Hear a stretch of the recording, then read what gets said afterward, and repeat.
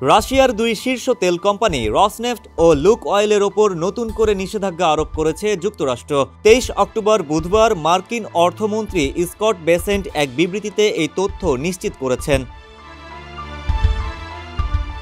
তিনি বলেন, এই পদক্ষেপের লক্ষ্য হল ক্রেমলিনের প্রধান আয়ের উৎসকে টার্গেট করা।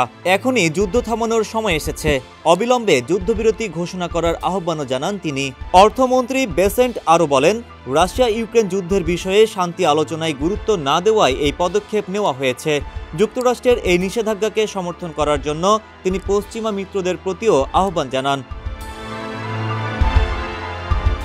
এদিকে মার্কিন প্রেসিডেন্ট ডোনাল্ড ট্রাম্প রুশ প্রেসিডেন্ট ভ্লাদিমির পুতিনের সঙ্গে নির্ধারিত বৈঠক বাতিল করেছেন।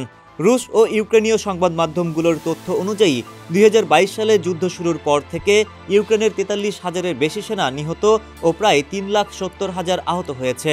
অন্যদিকে রাশিয়ার ক্ষতির পরিমাণ আরও ভয়াবহ, প্রায় 2,50,000 নিহত এবং মোট 1 মিলিয়নেরও বেশি হতাহত ও নিখোঁজ হয়েছে।